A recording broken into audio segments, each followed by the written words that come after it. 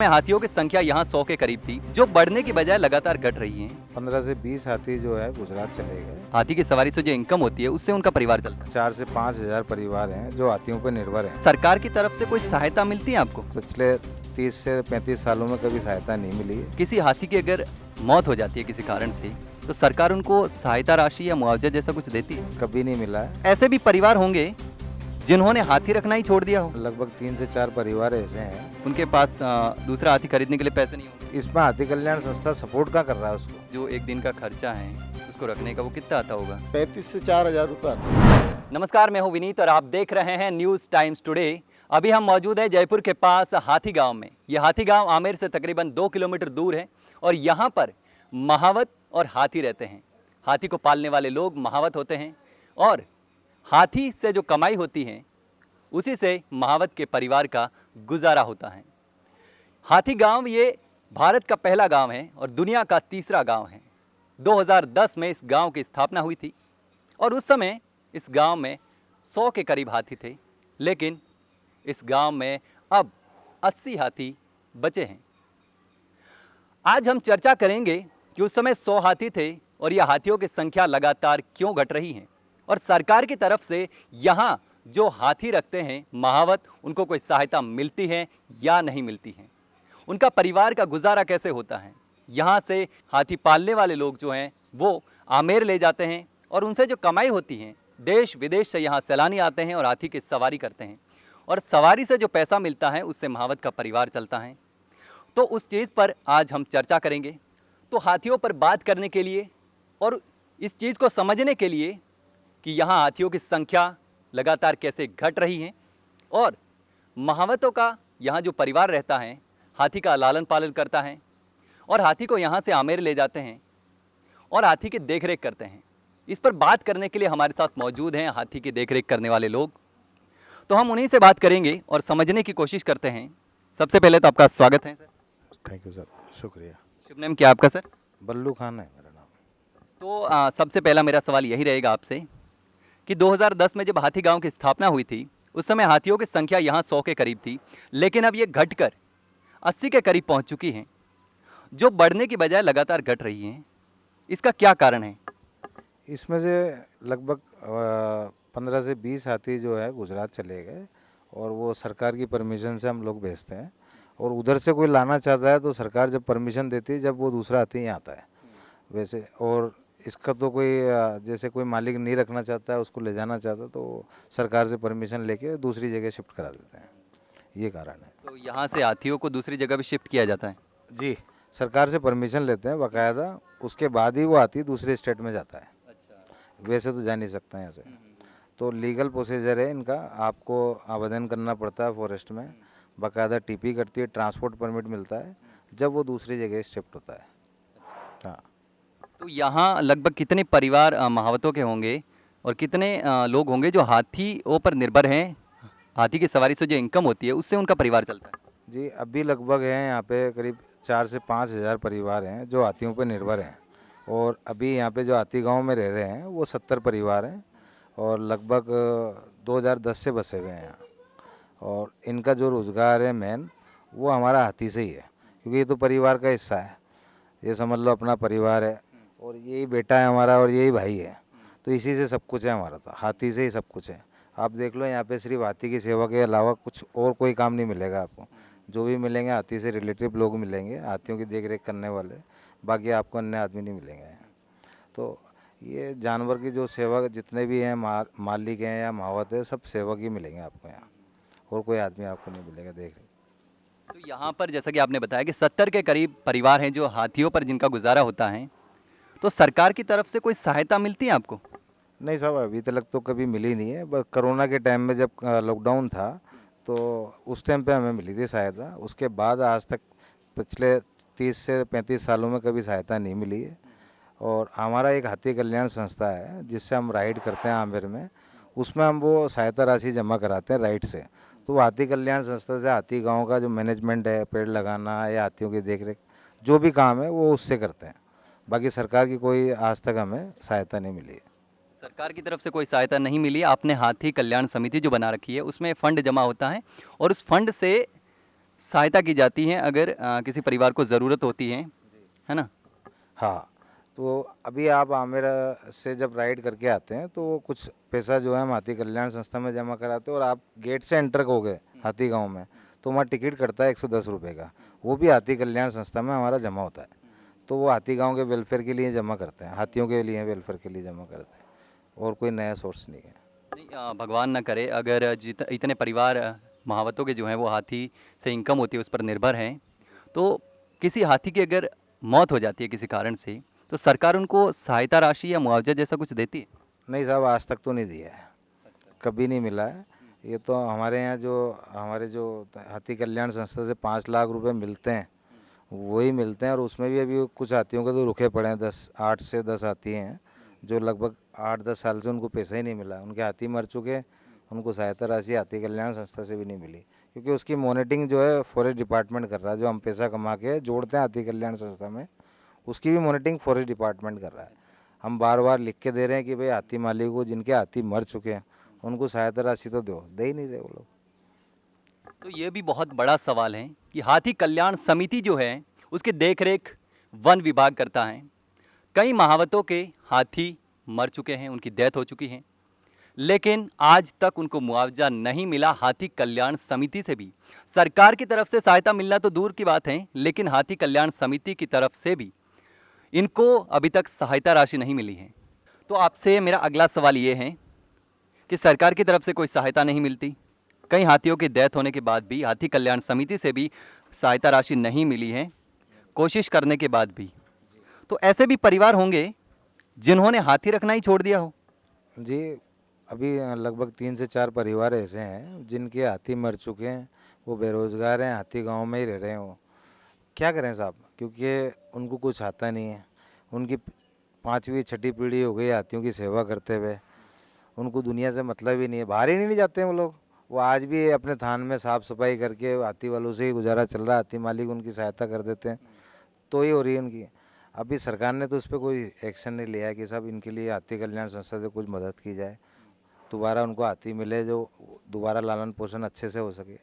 कोई इस पर कोई ध्यान ही नहीं है हाथी कल्याण संस्था का। तो ये भी बड़ी समस्या है कि यहाँ जो हाथी पालते थे, अब या तो उनके हाथी की डेथ हुई होगी, उनके पास दूसरा हाथी खरीदने के लिए पैसे नहीं होंगे। नहीं है साहब, फिर अगर मान लो वो लाना भी चाहें, वो लाने के लिए तैयार भी बैठे हैं, पर इसमें हाथी कल्याण संस्था सपोर्ट कहाँ कर रहा है उसको, उसको एनओसी नहीं दे रहा कि भाई आप हाथी लाओ, हाथी बढ़ाओ, क्योंकि हाथी गांव इंडिया का एकलौता हाथी गांव है। और जब हाथी नहीं रहेंगे तो फिर यहाँ हाथी गांव में कौन रहेगा, बताओ मेरे को। हाथियों के लिए तो हाथी गांव बसा है ना, जब हाथी गांव में हाथी नहीं रहेंगे तो यहाँ रहेगा कौन। इसको आप इसकी क्या पहचान बना रहे हो, हाथी खो रहे हैं धीरे धीरे। मान लो कि ये तो नेचुरल चीज़ है साहब, डेट तो होनी है सबको, आज मेरे को नहीं, कल किसी और को नहीं, परसों किसी और को, ऐसे सबका नंबर आने वाला है। ये तो कुदरती है, इसको तो कोई बदल नहीं सकता। अपना ये है कि भाई साहब इसको बढ़ावा, हाथी गांव को बढ़ावा देने के लिए सरकार को इस पर एक्शन लेना चाहिए कि भाई इनको बढ़ाओ दोबारा, क्योंकि हाथी गांव में अगर हाथी नहीं रहेंगे तो हाथी गांव तो अपना अस्तित्व खो देगा ना धीरे धीरे। इस पर कोई किसी का ध्यान ही नहीं है। अब वो हाथी मालिक है, बेरोजगार है, हाथी मालिक एक दूसरे की मदद कर देते हैं उसकी, तो बेचारा उस लालन पोषण कर रहा है परिवार का, नहीं तो हालत तो ख़राब है ही। इस पर सरकार कुछ एक्शन ले। तो यहाँ पर ऐसे कितने लोग होंगे जिनके हाथी की डेथ हो गई या कोई सहायता राशि नहीं मिली, और आज, पहले वो हाथी मालिक थे लेकिन आज वो हाथी मालिक के पास में नौकरी करके अपने परिवार का गुजारा करते हैं? तो ऐसे कितने परिवार होंगे? लगभग 4 से 5 परिवार हैं, वो दूसरा हाथी चला रहे हैं, यहाँ रह रहे हैं। क्या करें साहब, काम आता है नहीं, परिवार तो पालना ही है। पहले हाथी मालिक था, अब बेचारे वो दूसरा हाथी चला के अपना गुजारा चला रहे। तो हम तो सरकार से ये अपील करेंगे कि उनकी मदद की जाए, उनको हाथी लाने का अवसर मिले, दोबारा उनका रोजगार चालू हो। अभी तक तो उस पर हाथी कल्याण संस्था या फॉरेस्ट डिपार्टमेंट कुछ उनके बारे में कुछ मदद कर नहीं रहा साहब। लगभग 5 से 7 साल हो गए बेचारों को, बहुत परेशान है वो लोग। तो हम तो कई बार लिख के भी दे चुके हैं हाथी कल्याण संस्था में कि सब हाथियों को बढ़ाया जाए, जिसके हमारी पहचान जो हम खो रहे हैं, धीरे धीरे हाथी कम हो रहे हैं, उस पहचान को बढ़ाया जाए आगे। क्योंकि हाथी नहीं रहेंगे तो हाथी गांव का कोई अस्तित्व तो है नहीं। तो अभी तक कोई ऐसा इसमें कुछ गवर्नमेंट ने सपोर्ट नहीं किया है। तो यहाँ हाथियों की सुविधा के लिए सरकार ने अस्पताल खोल रखा हो या और किसी प्रकार की सुविधा कर रखी हो, ऐसा कुछ तो कर रखा हो? हाँ, यहाँ साहब जो है हॉस्पिटल भी है। ये अपने पशुपालन विभाग के डॉक्टर बैठते हैं, और यहाँ स्कूल भी है, और हाथियों के लिए 3 तालाब भी हैं, मडबात भी बने हुए हैं जो जो मट्टी में खेलने के लिए हैं। उसमें मुल्तानी मट्टी होती है, उसमें खेलते भी हैं। मतलब सुविधाएं तो सब हैं यहाँ सब।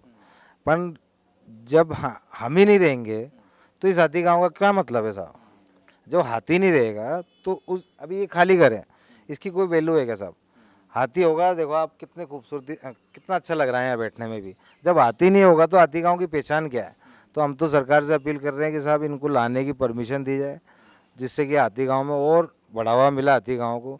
जो हमारे एक राजस्थान की पहचान है हाथी गांव, वो पूरे विश्व में फैले।